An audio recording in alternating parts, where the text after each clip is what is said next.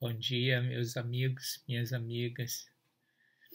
Eu sou Ricardo Bicudo e vamos fazer uma reflexão nesta manhã, mas provavelmente deve ser passada a noite, então boa noite àqueles que me assistirem à noite.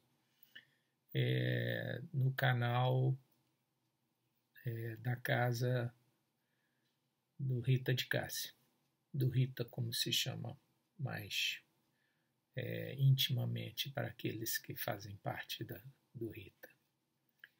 Eu escolhi nesse tema livre fazer uma reflexão sobre o tema da campanha anual deste ano, que eu não tive a oportunidade de participar dessa reflexão. Sempre venho participando desde a primeira campanha e gosto muito do tema da campanha, que é o valor de servir. E eu preciso muito dessa reflexão, trabalhei, fiz um roteiro e até botei a melhor roupa para falar desse tema. Olha só. A camisa que eu subo, eu e mais os meus companheiros subimos no sábado, quando Deus permite. Agora Ele não está permitindo. Ele agora está querendo que a gente fique em casa e nós estamos treinando a obediência e a resignação. E estamos em casa.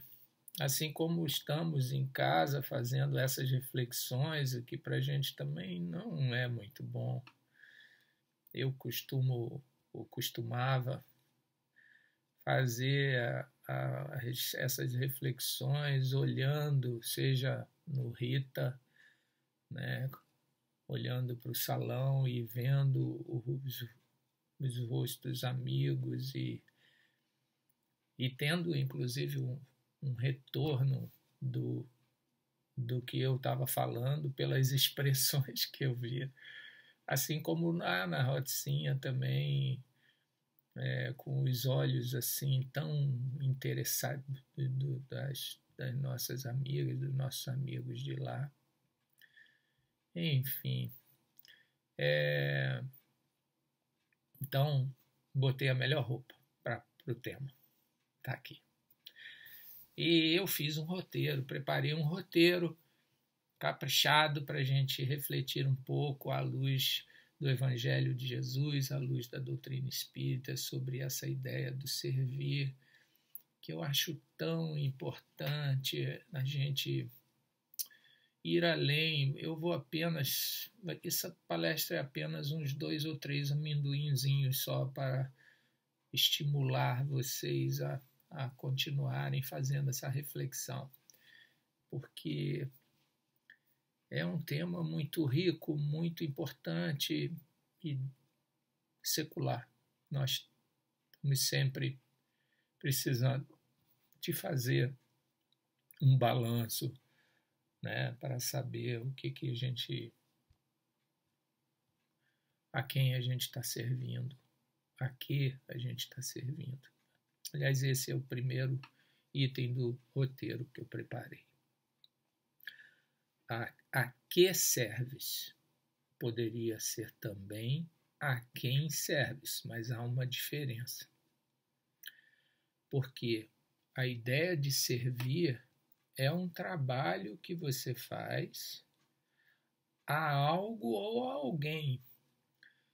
Eu prefiro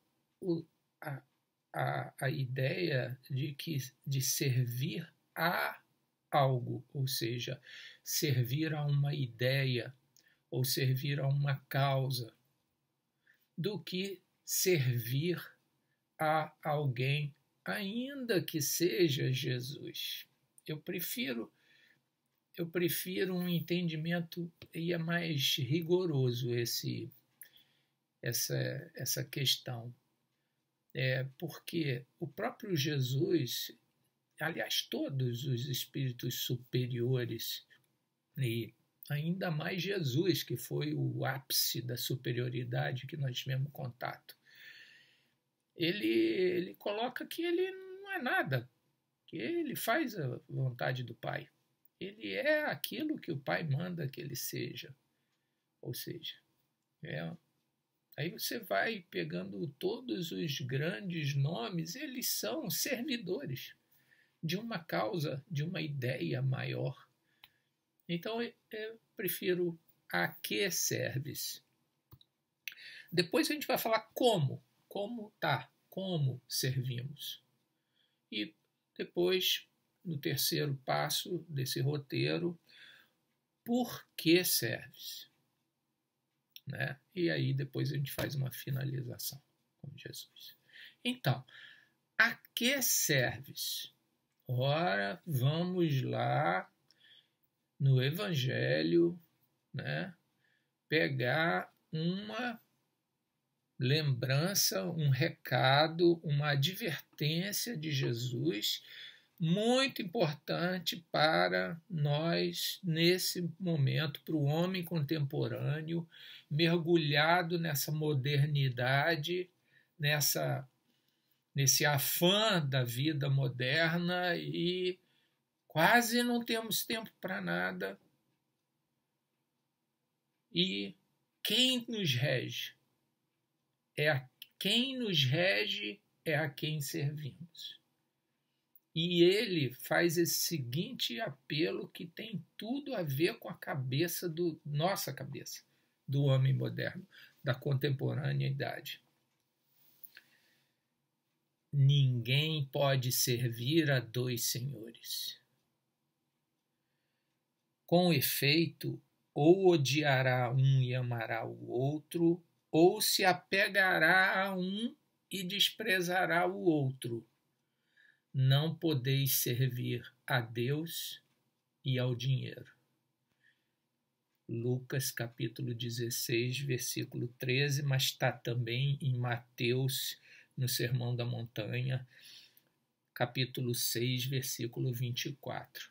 Logo depois ele segue com que, por que andais preocupados com o que haveis de comer, de beber e coisa e tal, e ele coloca toda uma explicação disso adiante, logo num passo seguinte a essa menção. Mas interessa para a gente como apenas uma pílulazinha de reflexão para nós. Mas quem domina a minha vida, a minha crença, quem me lidera nesse mundo? Qual é o móvel da minha vida cotidiana? Com que eu me preocupo? A quem eu estou servindo? Essa é a reflexão. E, dentro do contexto da recomendação de Jesus, quem me protege? É uma boa e gorda conta bancária? Ou é a minha fé em Deus? Não vamos ser simplistas. Podemos até simplificar, no sentido de dar simplicidade ao roteiro do nosso pensamento. Mas não vamos imaginar que Jesus, com essa colocação, está nos dizendo que podemos dispensar o dinheiro e viver apenas na fé em Deus. Não é isso que ele está se referindo. Em vários textos cristãos e espíritas tem essa explicação. Nós necessitamos do necessário para viver, nós necessitamos trabalhar. Isso, inclusive, é o móvel do nosso progresso. A gente trabalha para a sustentação e, através desse trabalho, nos desenvolvemos intelectual e moralmente. E, com isso, alcançamos a meta de atender às nossas necessidades e, ao mesmo tempo, progredir e aperfeiçoar espiritualmente. Então, isso é algo que precisamos saber. A questão é quem nos rege. Rege no sentido de não só apenas para conseguir o necessário para viver, mas aonde nós ancoramos a nossa a nossa segurança de viver, porque o homem moderno, ele pode até enriquecer se ele viver através da busca do dinheiro de uma forma em que ele tenha até um sentimento legítimo de segurança diante da vida e fortalecendo, tornando robustas suas condições de bens e de finanças. Mas não é isso que vai lhe trazer a paz. Não é isso que vai lhe trazer a felicidade. Onde está a felicidade do homem?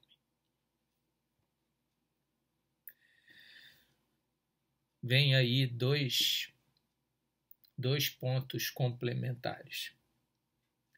Porque, na realidade, o homem enriquece materialmente e empobrece espiritualmente se ele não souber lidar com essa condição confortável de bem-estar ou de riqueza material ou financeira. E o que vemos é um risco muito alto do homem empobrecer, o homem moderno, empobrecer a sua vida nesse caminho. Empobrecer a vida mesmo, a vida íntima, o contato com a natureza, o contato com a sua própria natureza. O que nós, como nós vivemos quando entramos num caminho aonde somos regidos pelo dinheiro ou somos regidos pelas leis naturais ou as leis de Deus. Há uma diferença grande. Óbvio que o homem moderno fica sempre diante daqueles desafios da civilização. E ele tem cada vez mais necessidades que custam dinheiro. Antigamente nós tínhamos muito pouca. Quando eu nasci, 70 anos atrás, eram pouquíssimas as necessidades comparadas com do homem de hoje.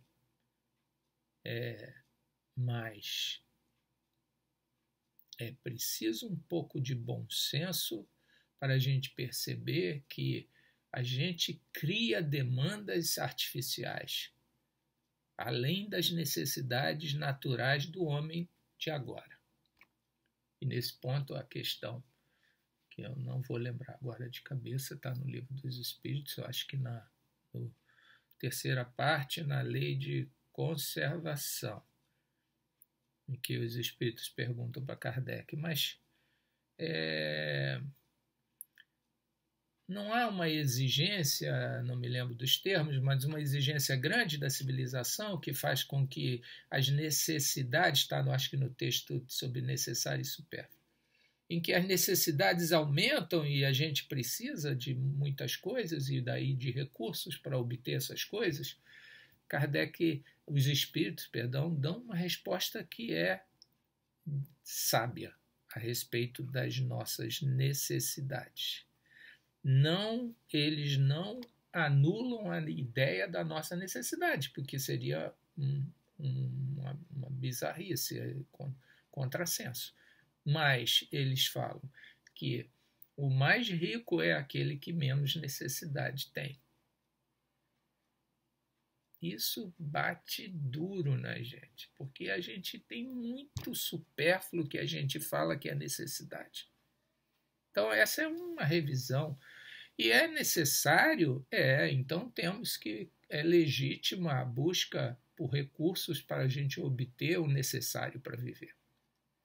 Mas também sabemos que tem pessoas que necessitam para viver bem menos do que a gente. E pior, são felizes, né? E às vezes a gente está cheio de necessidades e com uma agenda pesada para conseguir atender às nossas necessidades e somos, às vezes, infelizes, porque mal temos tempo para observar os tons diferentes da natureza, as cores da vegetação, o brilho do sol e agradecer a Deus a vida. O homem moderno padrão é pobre espiritualmente. Pode ser até rico materialmente, mas espiritualmente é pobre. Por quê? Porque optou por servir ao dinheiro. Tem seguro de tudo, seguro de vida, da casa. É válido o seguro, mas não um exagero. O nosso seguro maior deve estar na nossa fé em Deus, que suporta e sustenta a todas as suas criaturas. Pois é. Agora, a gente lembra aqui de Jesus quando fala no servir. Ele diz assim, numa comparação muito fácil de compreender, do valor do servir.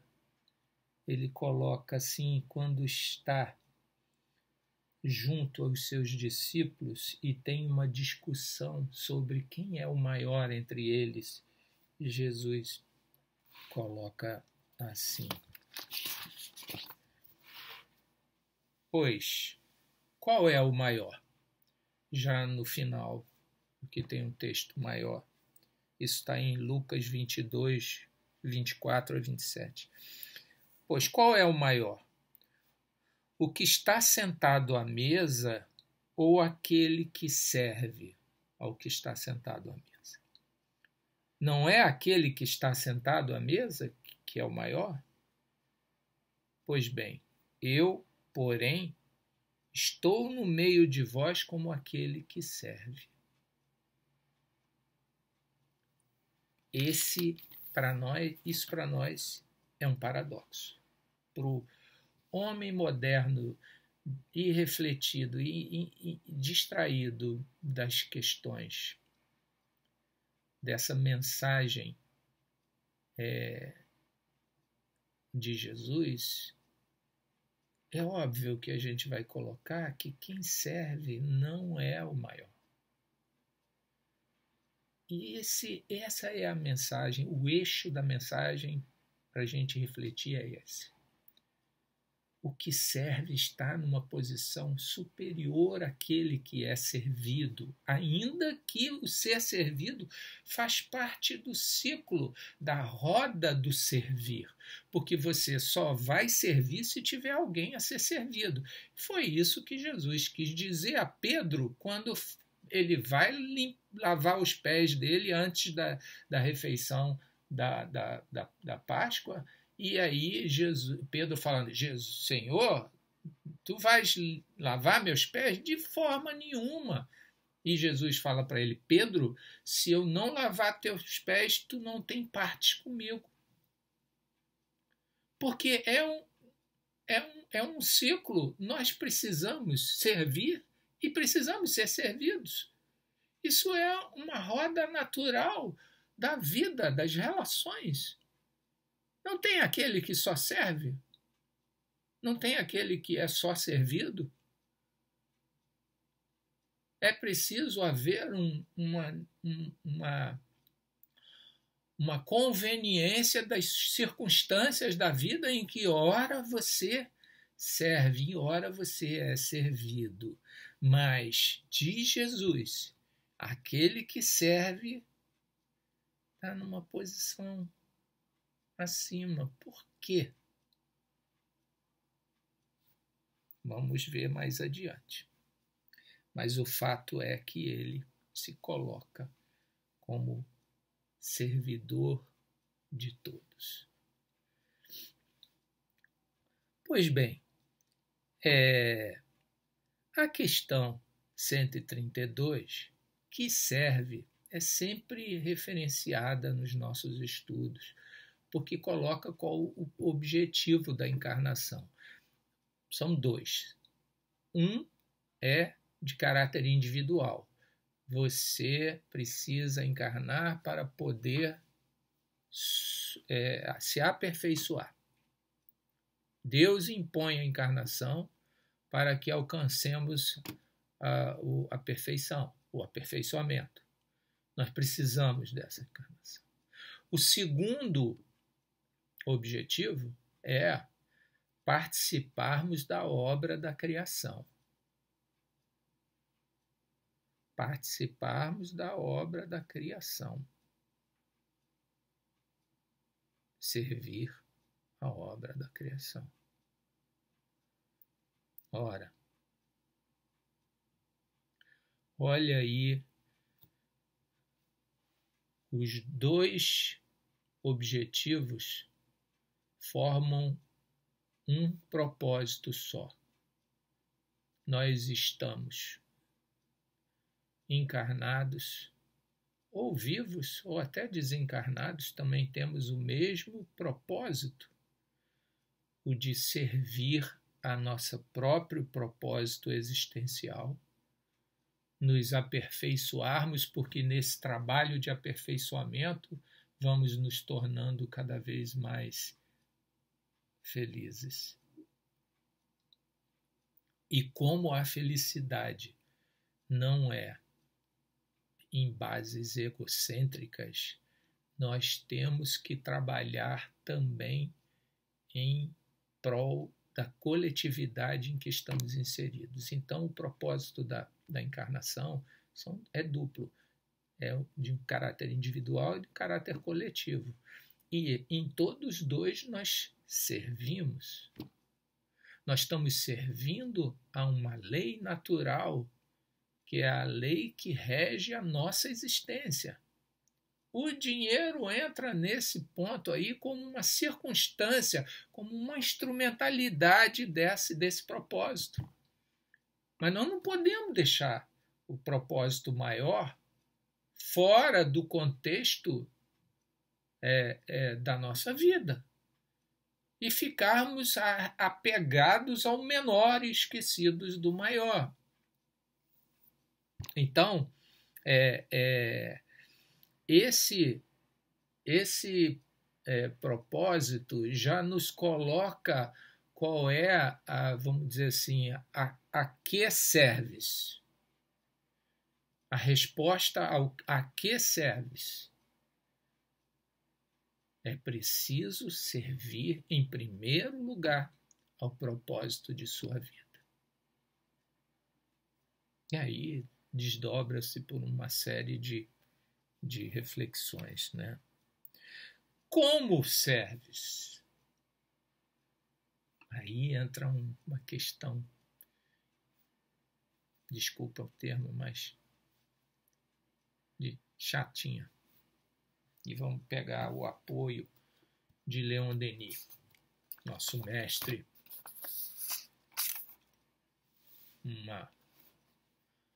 uma capacidade incrível de transformar a doutrina espírita em seus aspectos, às vezes complexos, em questões simples. Ele vai tratar, na terceira parte do Problema do Ser, do Destino e da Dor, do seu livro, muito útil para nós,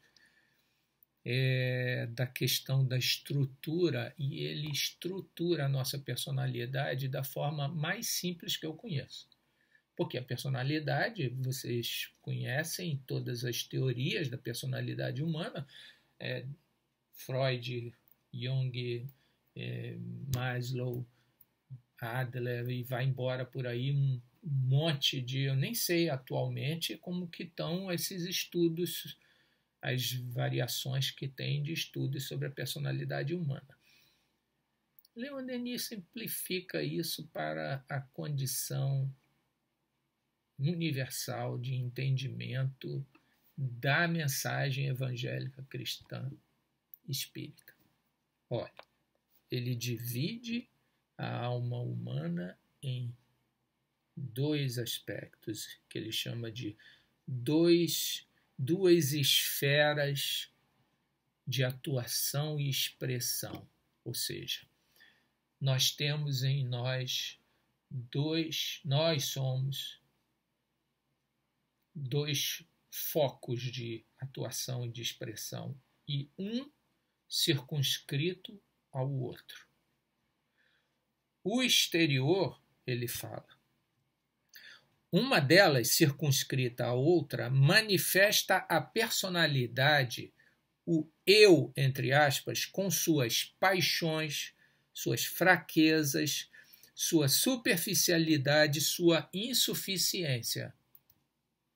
Sabe qual é o nome que eu botei nisso? Que é um nome das estruturas da personalidade mais complexas, mas é muito popular. O nosso ego, ainda que sem muito, vamos dizer assim, preciosismo nessa terminologia. Não sou psicólogo, nem sou só curioso das questões psicológicas. Enquanto essa for a reguladora do nosso proceder, temos a vida inferior semeada de provações e males. Ou seja, é a superficialidade. Isso tem tudo a ver com o caráter do homem moderno, em que se recusa, como coloca outro psicólogo que eu cito muito, Maslow, que se recusa a se aprofundar hoje nas questões da vida. E trata as questões da vida de forma superficial. Isso é a nossa expressão, porque eu não tenho tempo de me aprofundar em nada. E aí só come, dorme, trabalha e não pensa. Né? Bom, a outra, a interna, profunda, diz ele, imutável, é ao mesmo tempo a sede da consciência, a fonte da vida espiritual, o templo de Deus em nós. É aquele que Jesus chama aquele lugar à parte que existe dentro de nós e que, nossa, quando visitamos ele, quando estamos sobrecarregados, é lá que encontramos os propósitos que alimentam o nosso espírito. É o retorno à nossa casa espiritual, íntima, e lá fazemos a nossa prece, aquela que faz as nossas lágrimas rolarem no nosso rosto, marcado pelas tristezas, pelas dores. Esse fala Leon Denis, é somente quando este centro de ação domina o outro, quando suas impulsões nos dirigem, que se revelam nossas potências ocultas e que o espírito se afirma em seu brilho e beleza.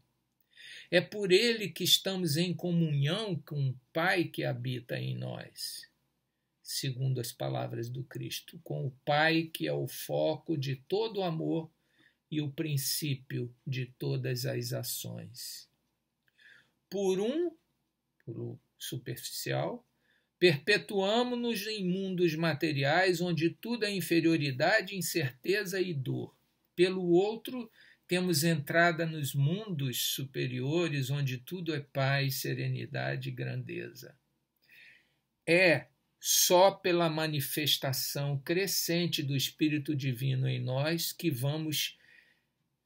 chegamos a vencer o eu egoísta, a associar-nos plenamente à obra universal e eterna, a criar uma vida feliz e aperfeiçoada.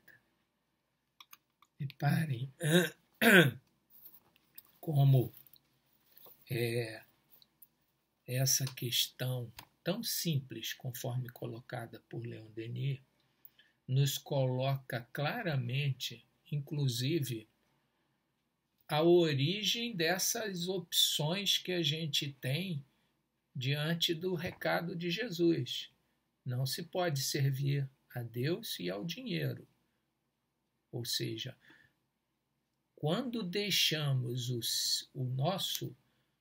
nossa expressão mais superficial dominar as nossas ações, nós optamos pelo dinheiro, porque é ele que vai resolver meus problemas todos. Entramos nessa caminho da ilusão de que o dinheiro vai resolver todos os nossos problemas. E, obviamente, desprezamos o outro, que é aquele que nos ampara e nos sustenta diariamente, dioturnamente, em todos os dias de nossas vidas. Por isso Jesus vem falar para a gente: eu vos deixo a minha paz, não vou-la dou como o mundo a dá, pois ele não tem condições de lhe dar a paz que eu dou. Pois é, aí cabe a pergunta: como estamos servindo o propósito das nossas vidas? Estamos servindo a esse centro superficial que é cheio de desejos, de fraquezas e de necessidades e de superficialidades, que a toda hora quer mudar, quer ser diferente, quer fazer diferente, quer ter diferente, quer consumir tudo, quer ser tudo, e fonte inesgotável de aflições e angústias? É esse o centro que aqui estamos servindo? Ou nós estamos sendo regidos, ainda que estejamos encarnados e com necessidades de suprir as nossas necessidades fundamentais, estamos fazendo o nosso trabalho a serviço daquele que nos criou? Essa é a reflexão da hora. É a reflexão para o homem moderno, que baniu, desprezou o Deus do seu dia a dia.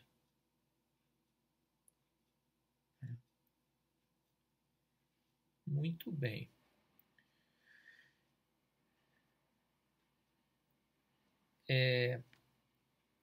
Terceiro item do nosso roteiro. Por que serves? Obviamente, eu já não vou entrar dentro da opção daqueles que servem ao dinheiro. Porque esses, eu lamento, mas eu na minha visão, eu não vejo solução. Eu não vejo solução para aquele que vive regido pela busca do dinheiro. Eu não vejo. Eu sinto muita compaixão disso. Eu tenho muita dificuldade de lidar com essa questão. E vamos tratar, basicamente, para entender o porquê servimos quando nos dedicamos a trabalhos que não temos o nosso interesse pessoal sendo veículo dessas ações, mas movidos por algo que a gente nem sabe explicar o porquê. As pessoas, meus amigos, não entendem por que eu subo a Rocinha. E agora, em 2022, vai fazer 30 anos. Já estou ansioso, apesar dos 28 já me deixar muito feliz comigo mesmo. Eu vou confessar a vocês, eu sinto orgulho de mim mesmo por estar há 28 anos subindo a Rocinha e feliz por subir. Desculpa, isso não devia de ser confessado assim. Mas faz parte ainda, né, das minhas fraquezas. Bom, o que nos leva a subir? servir a uma causa e que ninguém, no momento moderno que a gente vive, consegue entender, o homem comum consegue entender por que esse bando de loucos sobem a Rocinha e um dia lindo de sol numa cidade maravilhosa como essa, em vez de curtirem o seu momento livre, vão subir.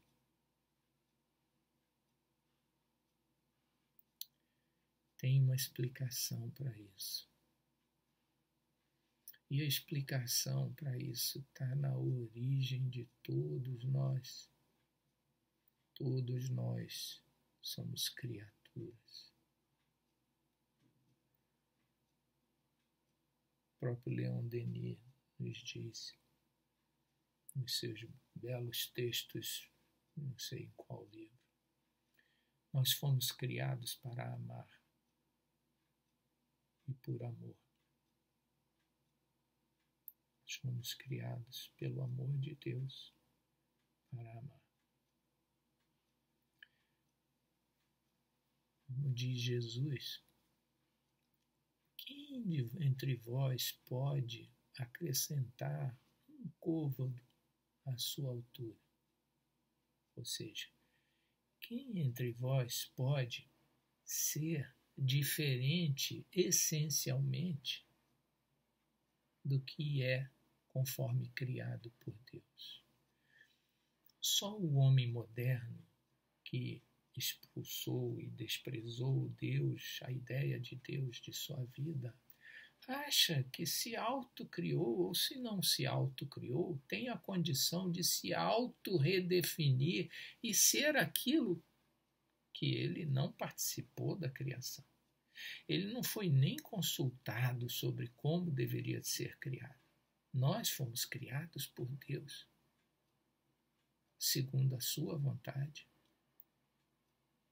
E ele determinou, segundo os espíritos superiores, segundo o próprio Jesus, ele determinou que nós vamos dar frutos como propósito de nossa existência. Não da vida, não, da existência espiritual ao longo de toda a trajetória. Enquanto nós estivermos regidos pela superficialidade, não estamos preocupados com frutos para a obra da criação. Estamos preocupados com os nossos frutos. Eles até apodrecem nas nossas mesas, mas nós estamos preocupados com esse. Jogamos fora, compramos outros e botamos ali. Não é essa a ideia da criação. Todos seremos perfeitos, como diz Jesus. Perfeitos como perfeito é o vosso Pai Celestial.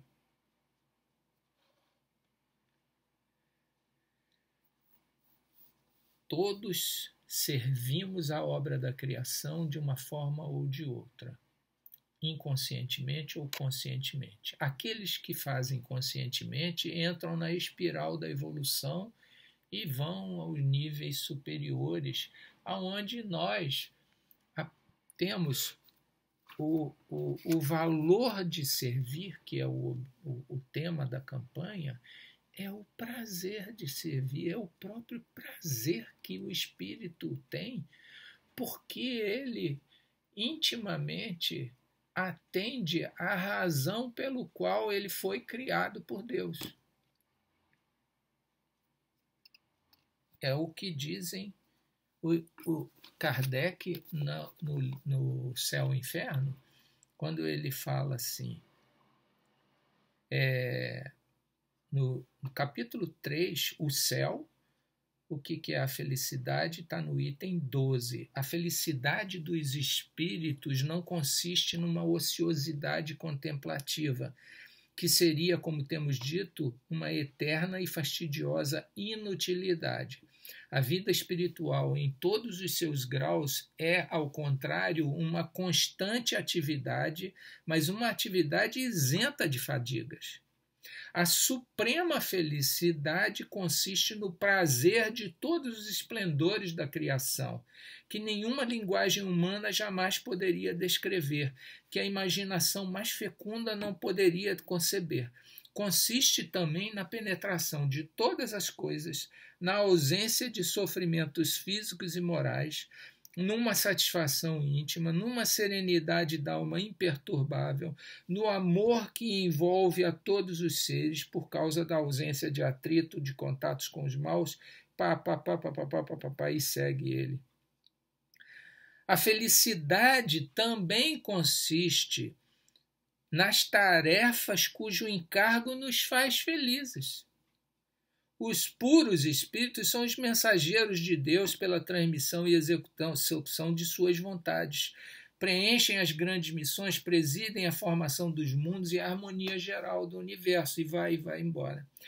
As atribuições dos espíritos, no entanto, são, já está o item 13 já, são proporcionadas ao seu progresso, às luzes que possuem as suas capacidades, experiência, grau de confiança inspiradas ao Senhor. Nem favores, nem privilégios que não sejam o mérito. Tudo é medido e pesado na balança da estrita justiça.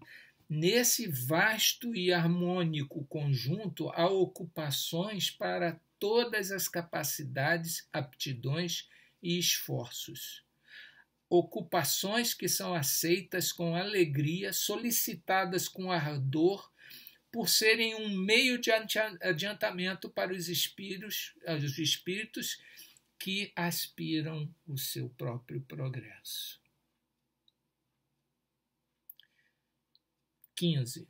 Todas as inteligências, enfim, concorrem para a obra geral, qualquer que seja o grau atingido, e cada uma na medida das suas forças, seja o estado de encarnação ou espiritual, ou seja, estejamos encarnados ou desencarnados, temos trabalho a fazer na obra da criação.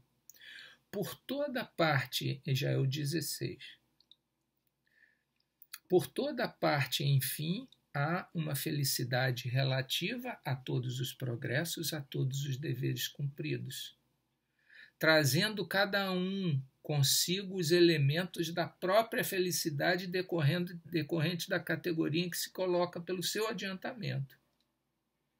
Das qualidades do indivíduo depende-lhe a felicidade, e não do estado material do meio em que se encontra, podendo a felicidade, portanto, existir em qualquer parte onde haja espíritos capazes de a gozar. Nenhum lugar é circunscrito e assinalado no universo. Essa é a concepção do céu. Não existe um lugar no universo circunscrito para o céu. É um estado íntimo de adiantamento dos espíritos, criaturas de Deus, que cumprem com o seu programa ou não, e esse programa é que alavanca o estado feliz ou infeliz. E ele complementa assim: a felicidade, entretanto, não é pessoal. Se a possuíssemos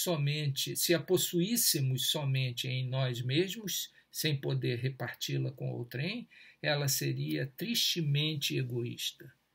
Também a encontramos na comunhão de ideia que une os seres simpáticos. Atraindo pela similitude de gestos e sentimentos, formam vastos agrupamentos ou famílias homogêneas, no seio das quais cada individualidade irradia as qualidades próprias e satura-se dos eflúvios serenos e benéficos emanados do conjunto. Pois é. Para finalizar esse porquê service no nosso roteiro, Jesus, ele em João, capítulo 15, ele coloca assim: eu sou a verdadeira videira e meu pai o agricultor. Todo ramo em mim que não produz fruto, ele o corta, e todo aquele que produz, ele o poda, para que produza mais frutos. Eu sou a videira e vós, nós, os ramos. Aí entra aquele pensamento. Como o ramo pode achar que por si só pode produzir fruto, se não estiver na videira, se não estiver sobre o olhar do agricultor? Jesus fala. Como o ramo não pode dar fruto por si mesmo, se não permanece na videira, assim também vós, se não permanecerdes em mim. Já esse final é para outra palestra, porque ele fala assim: já não vos chamo servos, porque o servo não sabe o que o seu senhor faz, mas vos chamo amigos, porque tudo o que ouvi de meu Pai vos dei a conhecer. Não foste vós que me escolhestes, mas eu que vos escolhi e vos designei para irdes e produzirdes fruto, e para que o vosso fruto permaneça, a fim de que tudo o que pedirdes ao Pai em meu nome, ele vos dê. Isto vos mando, amai-vos uns aos outros. Que Deus nos abençoe. Que possamos ser a expressão do bem em nós, para que o fruto seja primeiro de uma satisfação íntima de sermos criaturas, de sermos filhos de um Pai presente em nós, em nossas vidas, de um irmão como Jesus, de uma mãe espiritual como Maria, de amigos infinitos da espiritualidade que torcem por nós e por aqueles que caminham junto a nós, nos aparando, nos aturando em momentos difíceis, mas servindo-nos, assim como nós devemos estimular o nosso desejo de servir. Até outro dia. Muito obrigado.